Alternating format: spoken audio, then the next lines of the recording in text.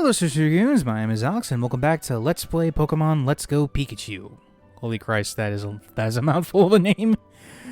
Okay, so in last video, we managed to do, the basic opening stuff, to a Pokemon. You get your starter, the parcel, and then you bring it back to Oak. You have a rival battle, and yeah. Now, this is Trace's sister. Now, what she gave us was actually something that we can do for our partner here. But first of all, this is a play segment. Typically, what you would do is that after like a battle or something, you would see a bit of an icon in the screen. Usually, it's just your partner waving a Joy-Con around, and that means that you can play with them. Now, there is a benefit to doing this. Basically, if I remember right, okay, I could be wrong. Just let me know in the comments. But by doing that, it makes them more likely to withstand fatal hits and land critical hits a lot more consistently. I could be wrong on that, so if you have any info on that, then please let me know. But anyway, now we have here is a bit of a cosmetic thing. Now, the clothes do not impact anything about the game itself. It just affects how you look, and I actually like this idea. I think it's adorable. This little Pikachu wearing clothes that are inspired by you. It's actually pretty adorable. I love it. But yeah. Now, hi Pidgey. Now I left this particular battle in to show not me missing, but the what was it? The nice multiplier, because I think I didn't, because I don't think. Oh, sorry. There's just there's so many things happening. I'm sorry. Yeah, I could have edited that out, but I believe it was because of me getting the catch first try, and having a nice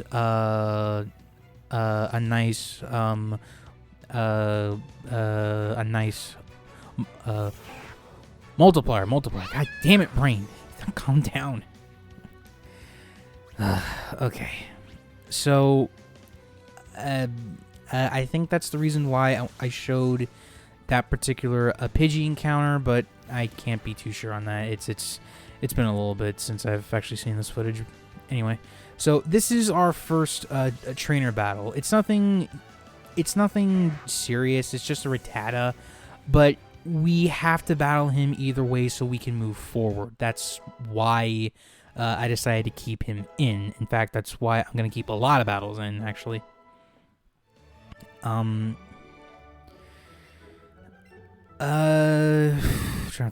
Right. Also, for this game specifically, when you defeat trainers, you are rewarded with balls.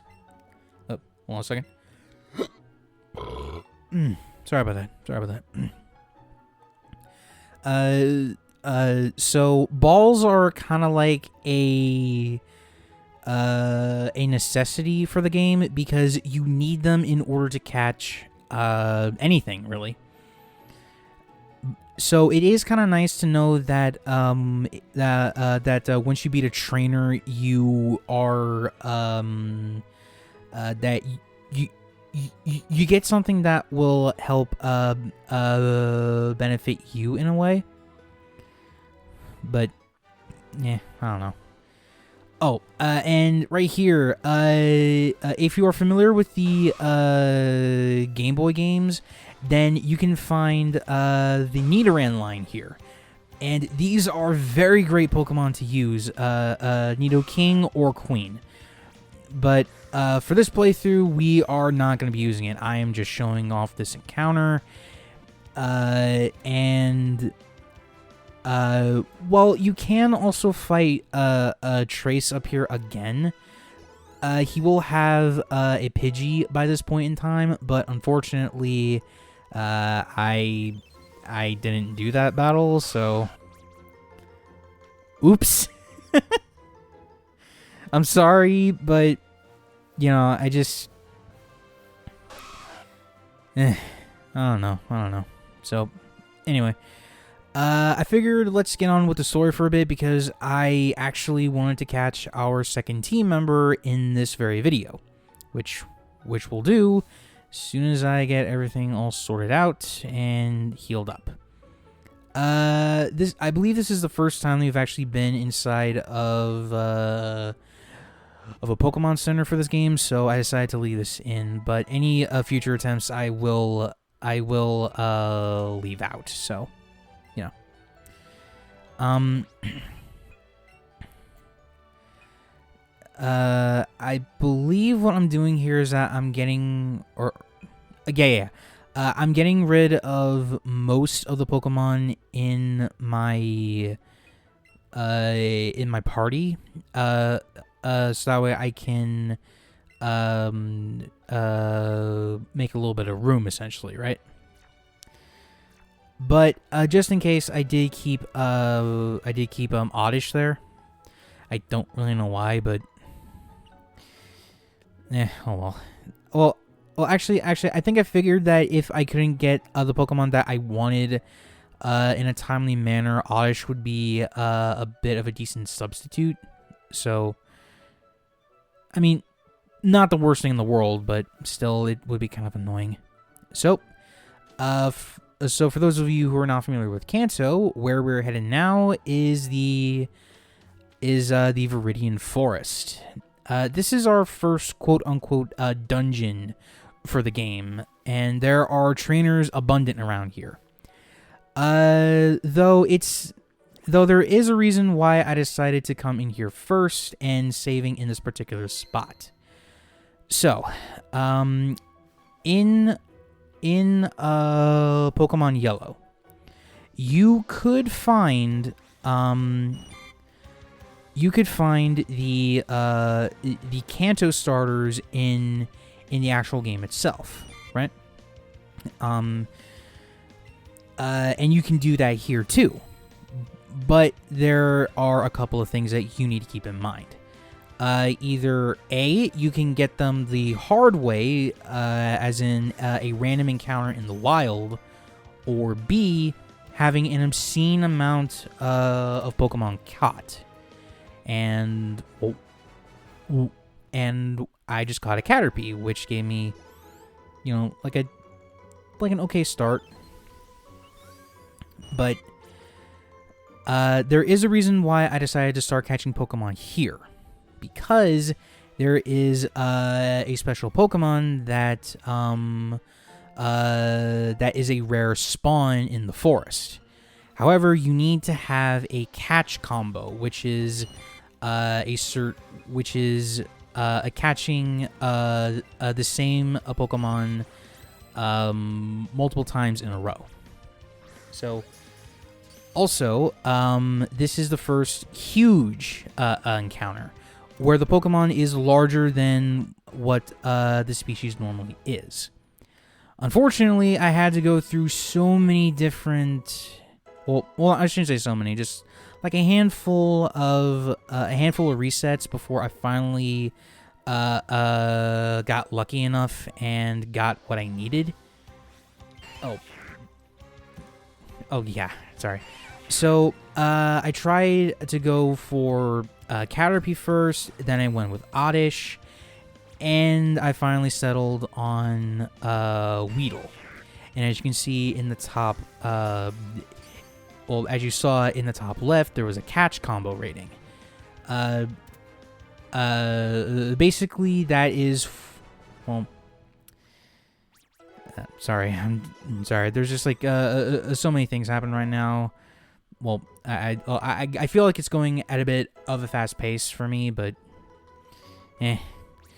what can I do? I'm the one who actually filmed this, right? So, with the catch combo, we finally got the Pokemon that I wanted, which was Bulbasaur. Probably the best, the best grass type in Kanto, but he is a 1% spawn rate. Like he's a 1% spawn rate normally. So what you want to do is to use a catch combo, which will improve the odds of rare Pokemon showing up. And Bulbasaur is one of them. So, yeah. And see if you can guess the nickname that I gave him. Well, see if you can guess the reference for his nickname that I gave him. Anyway. So, where was I? Oh, right. Now, the type of Pokemon that you can expect to see in the Veridian Forest are Caterpie, Weedle, and Pikachu, right? But also, because of this game, you can also find Pidgey and Oddish.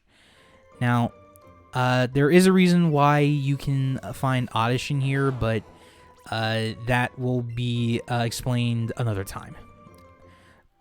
Though, as for Pikachu, I'm not sure why you would want one if you're playing the Let's Go Pikachu edition, because you already have a Pikachu that has a lot better stats than anyone that you'll catch in the wild, right? So, it's whatever. But here we go. This is what I named my my Bulbasaur. Or, well, actually, sorry about that. I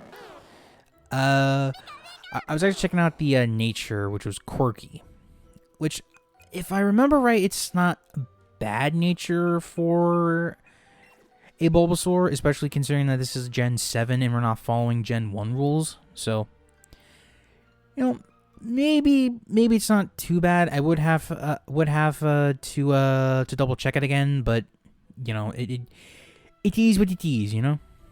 And I don't really know why I kept this in here, but I was trying to look for how to spell a name that I wanted to do. So here is here's the actual thing that I decided to name him. See if you can guess the reference. But anyway, so okay, now. Other than a guide, how would you know that a Bulbasaur is in the forest? Well, there's actually a lass that will tell you exactly.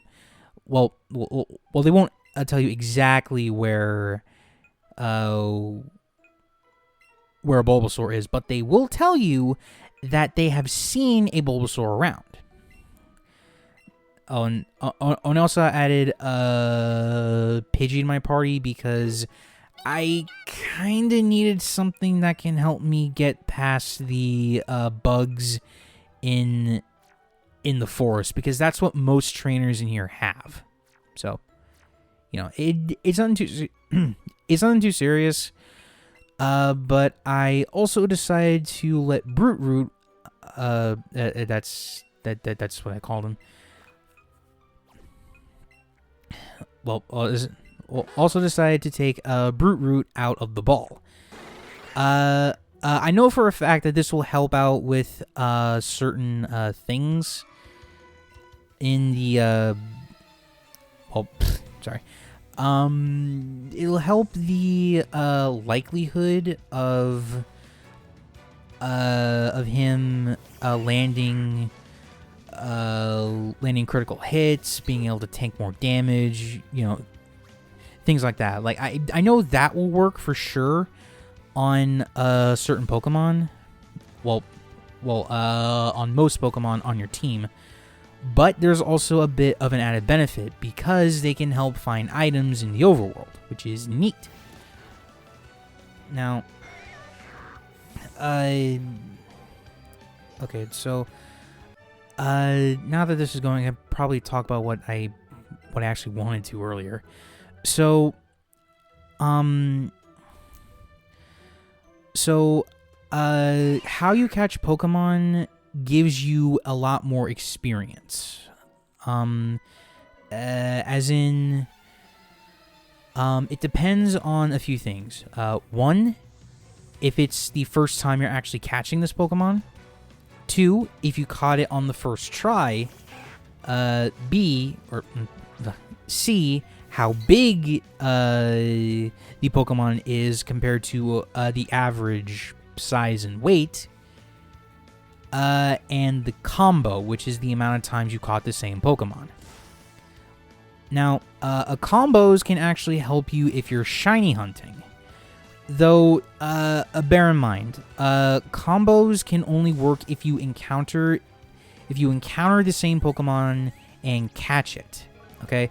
If the Pokemon flees, then the combo is broken. If you run into a different Pokemon, then the combo is broken. So it can be kind of tricky depending on what you're trying to do. But I mean, like, I got Bulbasaur, one of the best, well probably the best grass type in the game. So I should be okay. I should be okay. And I think the quirky nature actually works to its advantage, which actually leads into another thing about this game. So, from Gen 3 onward, right?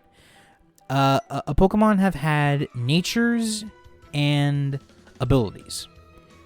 Natures affected which stat is buffed and which is debuffed, right? It's like a trade-off. Like, do I trade speed for more physical power? Do I trade my my physical defense so I can hit with special attacks more? Things like that, right? But they also had abilities which can help out in a pinch. For example, a Pikachu had static, which is where if it's hit with a physical move, there's a chance that it will paralyze the opponent's Pokemon. It's a chance, but when it goes off, it can come in handy.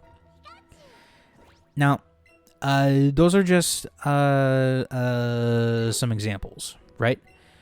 However, this game got rid of abilities, so Pikachu does not have static, but in return, a Pokemon like Gengar, who normally have the ability Levitate, are super effective to a certain type of move. Well, basically, since Gengar is part poison type, now the ground type can hit him. Because Gengar is part poison, that means that ground type moves can finally hit him instead of him just floating in the air, right? That is one of the decent things, I think, that this game does. Like, sometimes you just don't want to deal with all of the natures and abilities and stuff like that. Sometimes. So it is kind of nice to have like a real Pokemon was it a slobber knocker or something like that? I can't English tonight, if you can tell.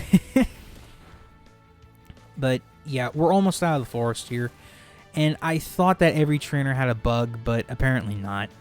Because we did have a trainer have a Rattata, and now we have a Pidgey here. And this Pidgey used Sand Attack, which is honestly kind of a pain in the ass because Sand Attack affects your Pokemon's accuracy. basically how consistently can one move hit an opponent, essentially, right? Well, I kind of hate those moves in a playthrough sense because, the game is just making itself last a little bit longer than it should have. Because if that chance ain't zero, I don't like it. Something I had to learn with Voltorb Flip. But anyway, yeah, we're almost done with the forest here. And then we'll be up in Pewter City.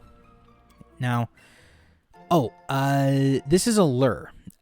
Basically, what lures do is that they send out a smell that attracts a lot more Pokemon.